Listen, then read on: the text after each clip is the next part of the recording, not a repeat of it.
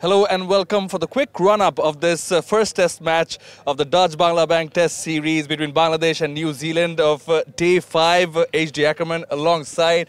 It's been tremendous 5 days for Bangladesh cricket. Progress shown and some Taijul magic to wrap things up before lunch on Day 5 and winning the match by 150 runs. Yeah, look, I think the people of Bangladesh will be smiling a lot more now after, what was considered a disappointing World Cup for them after having played such good cricket for 18 months, 2 years almost. So back to their very best in home conditions, and that's really what you want from a side, is to be very, very difficult to beat at home, and Bangladesh are proving that. Yeah, here's the batting card. New Zealand bowled out for a 181. The previous 3 innings all show 300 plus runs, but Daryl Mitchell has been the lone warrior.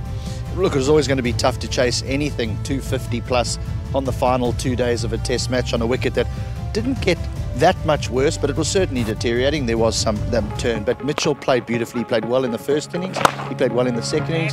To me, he looked as though he was one of a few, not many, but a few New Zealand batters who had a plan against the Bangladesh spinners. He swept well, both sides of the wicket, conventional sweep, reverse sweep. He was happy also to go down the wicket and take the fielders on if there was mid-on and mid-off were up.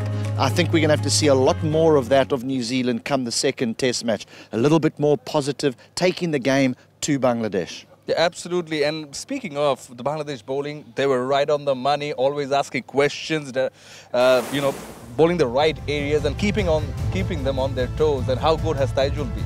Yeah, I was a little bit concerned, to be honest, when I saw only the one seamer playing, because I just don't feel a team is well balanced with one seamer. I like to see a second one in. But Sher-e Islam did an amazing job as the sole seamer, and all 3 spinners were good. They complement each other well. Hassan Miraj bowls beautifully. He doesn't get the same trajectory and bounce that Naeem gets. Naeem's much taller. He gets the ball to bounce. He was unlucky not to get Mitchell out yesterday evening, and then Taijul was the superstar. He's the leader of the attack.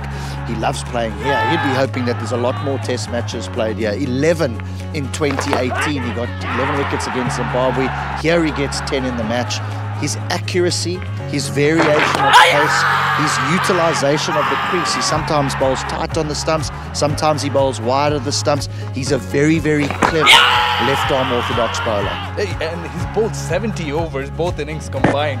And you mentioned how it's a collective effort, but he's certainly a workhorse, Taijul. Yeah, well, let's just hope that the strength and conditioning people don't say that his workload's too high and that he can't play the next test match, because he's going to be critical to Bangladesh in that next test match, especially because the likes of Shakib Al Hasan are not available because of his thumb injury. But, spinners get better and better. You can't bowl a spinner for an over or 2. Their fingers warm up, then they just really start to settle into their work. Long spells is what they are. And Bangladesh were also very good on the field. Apart from that drop yesterday, Zakir has been taking those catches, and so has Taijul. Yeah, look, you want to be very good close in, and I think Shahadat in his debut was very good at short leg. Yes, he put a catch down, but he took some beauties as well. Thing about fielding close into the bat, you've got to be brave. And and your reflexes have to be right on the money. And I think Bangladesh were very good. They held on to catches in the deep as well. So maybe a couple of missed opportunities, but that tends to happen on these spinning pitches. Yeah, absolutely. Courtesy of all of this, Bangladesh have managed to defeat New Zealand for the first time on home soil. And here's how it goes. Bangladesh winning this match by 150 runs. All the 3 innings for 300 plus, as mentioned earlier, and the final innings, as H.D. Ackerman said, that it would be tough to chase somewhere around 250 and 250 plus. It was a target of 300 plus, and in the end, they were all out for less than 200.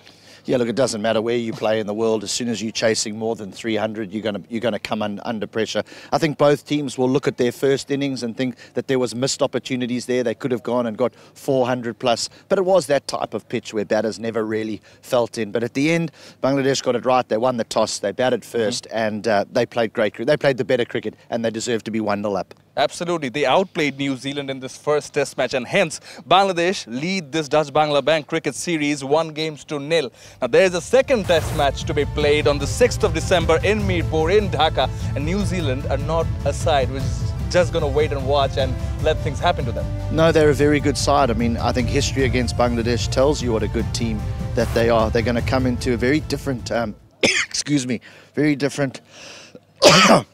Choking here, my emotions getting the better of me. Different surface in Dhaka. I think it'll be a much closer contest. And you've been lucky for Bangladesh. You're here. Bangladesh wins it. Second test match, and I told you about the other role, being the fortune sayer.